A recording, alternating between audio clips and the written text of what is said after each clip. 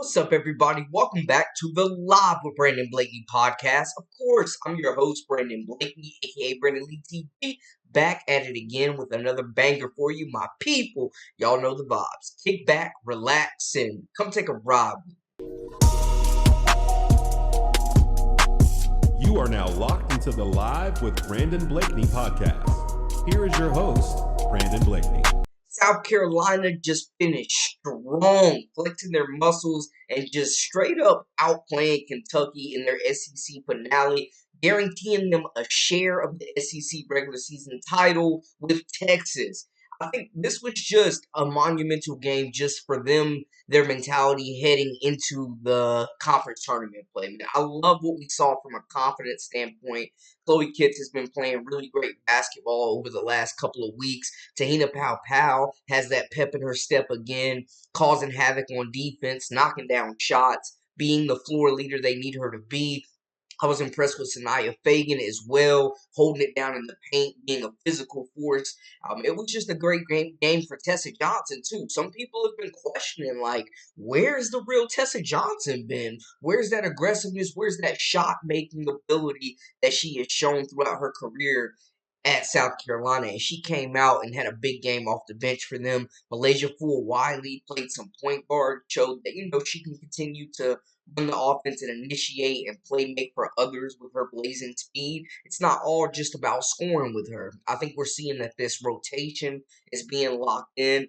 And it was just a really good team effort. I think they did a marvelous job defensively on Georgia Moore, one of the best point guards in the entire country, probably the best point guard in the SEC. She's so deadly in pick and roll situations. South Carolina, Coach Don Staley and this staff deserve the praise for completely shrinking the court. The length of South Carolina when the bigs got switched on her didn't give up anything. They did a good job of trapping on those pick and rolls. They did an excellent job of hedging, providing support, and just forcing her in the tough shots, forcing her in the tough passes, and guarding that three-point line. South Carolina, I think, just showed that, one, they deserve to be a number one seed without a doubt, with the quad wins, with the strength of schedule, the way that they dominated the competition, the way that they're playing their best basketball right now, heading into postseason play, cannot be overlooked. From this standpoint, though, they shared the basketball. They scrapped. They were physical. They were strong on the glass. They took care of the basketball. Not many turnovers for this group. And it was just reassuring, man. Chloe Kitts playing the way she is, playing with confidence, is absolutely dangerous for the rest of the league. Dana Powell being back in that March mode is definitely very dangerous for the rest of the country. Looking at the team stats, South Carolina shot an impressive 49.2% from the field, holding Kentucky to 43.5% from the field. Bigger than that, though, they held Kentucky to 6 of 22 from the three-point line. They only shot the Wildcats 27.3% from the field. They didn't foul a lot, only 8 free throws attempted for Kentucky. South Carolina, not 26.7% from the three-point line. Definitely something that you want to see improve on. The rebounding battle was definitely even at 36, but South Carolina wins the defensive rebounding battle at 21. They also had 5 blocks. The steals is where the big discrepancy is. 10 steals compared to 2 for Kentucky, man. South Carolina ball pressure was definitely a difference maker in this game, in my opinion. You look at Tina Powell, who came up with a couple of steals, jumped a couple of passing lanes. Malaysia Ford Wiley, always a pest on defense, came up with some steals as well. Raven Johnson, Breezy Hall getting in on the action also. As a team, from the player standpoint, leading the way was Tessa Johnson, 16 points off the bench for this team, and Tina Powell had 13 points. This was a big game for Tessa Johnson. She showed, man, we continue to say that, like, she is the best three-level scorer on this team, and she showed it. She showed that, she still got the three-point shot. Don't leave her open. Don't give her any type of space or she's letting it fly. Teams are so threatened by her three-point capability, man, they're sprinting at her. She's using the pump fake, ball fakes to get defenders out of position, and she's taking advantage of the mid range. And we saw her attacking off the dribble, getting to the cup as well, and finishing strong.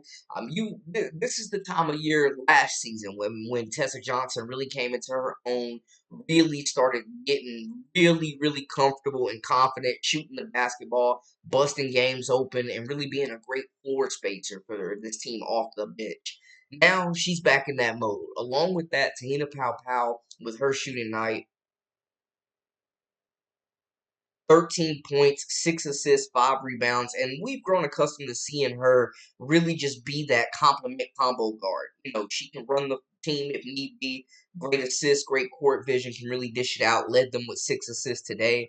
And then you got her on the glass, 5 rebounds. She was second on the team in rebounds. Like, Tahina Pow is playing championship level basketball right now. She had a little slump she went through, and rightfully so. It happens. But she is definitely back in her bag. She's got that pep in her step, and it looks like she's actually just having a lot of fun out there. And she's impacting the game on both sides of the basketball. So I thought that was really big for Carolina. Just seeing those two stand out and really playing with confidence and really making shots, that is going to change their trajectory as well. On the other end, Chloe Kitts, 12 points, 10 assists, another double-double. Coming off of a triple-double, man. She is really attacking the basket. Like, she's got that aggressiveness back where she is going at defenders and making them guard her. She's initiating contact, shooting the ball really well. I'm impressed with her ability just on the glass, man. Like, she really was snatching rebounds down off the glass, man. She was down there banging, hit the floor a couple times, but played extremely tough, extremely confident. Like, she's playing like she's got that dog in her once again. And Chloe Kitts, confident and aggressive, is definitely a dangerous sign for the rest of the country, man. I'm telling you right now. So I love what I saw from her today, just from that standpoint, from a defensive standpoint as well, grabbing several defensive rebounds. She played 34 minutes, which was more than anybody but Tahina Pow. And, of course, Malaysia Fulwali, another big spark off the bench for this team, man. 10 points, 3 rebounds. I think she did a good job with entry passes, being unselfish, moving the basketball, getting it into the bigs. Now, it didn't result in any assists, but just the decision-making that she was making out there, like the decisions with the basketball, entry passes, making the extra pass, like it didn't always result in a bucket, but it was cool to see, that she is playing within the system of this offense, and Coach Don Staley is continuing to trust her a lot more. A cut in minutes for Breezy Hall, man. Malaysia Fulwali played 23 minutes. Breezy played 17 minutes, had 5 points and 1 rebound. She's definitely going to be somebody they depend on moving forward with her veteran leadership.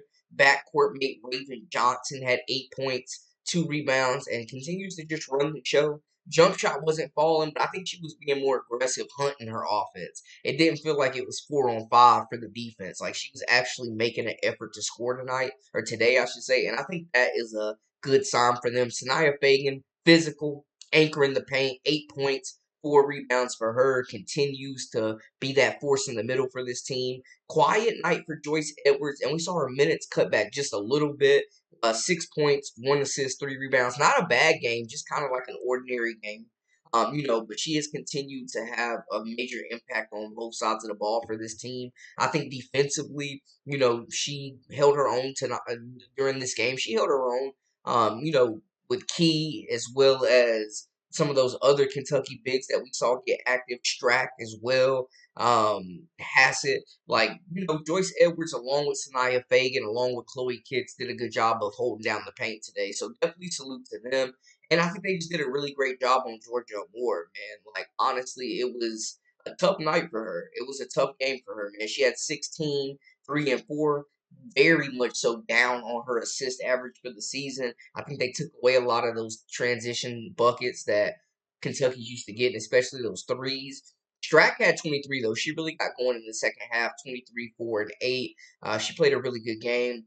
Off shooting night for Lawrence as well. And Key, the Carolina transfer, Tiana Key, 12 points, 4 rebounds, played tough as well. But I think the main thing is that we know Georgia Moore is the straw that stirs the drink for South Carolina, or for Kentucky, I should say. And South Carolina did a good job of denying her to the point where Kenny Brooks had to move her off ball to create some more space, man. So they did a good job trapping, hedging, shrinking the court, contesting shots, every shot that she took, mid-range, long range, getting to the cup, like blocking shots, denying her, making looks tough. They completely took her out of this game for the most part, especially in the second half. Just couldn't get anything going, man. Kentucky fought, they scrapped. I think the SEC is definitely the toughest league in the country right now. And South Carolina, seeing their 2021 class be one of the most winningest classes ever, man. Like 4 SEC titles, 2 national championships, could be 3. Sanaya Fagan, Raven Johnson, Breezy Hall, definitely a very elite class that has won a lot of ball games at South Carolina. So salute to them. They deserve their flowers. And we're going to be watching this coin toss coming up, man. It's going to be very interesting to see. We'll see what happens, man. The SEC really dropped the ball with making a coin toss, the deciding factor here. But hey, you live and you learn, man. But South Carolina, definitely I think deserves a 1 seed. Absolutely playing really great team basketball. And I think, they're going to be a scary sight when postseason starts. Y'all let me know how y'all feel in the comments. That's a wrap for us. For all the latest and the greatest, I am Brandon Blakeney, a.k.a. Brandon Lee TV. This is the Live with Brandon Blakeney podcast. Make sure to hit that subscribe button, comment, like, share, all that good stuff, and join our memberships. We got exclusive content daily, weekly, whenever you need. Until next time, we out.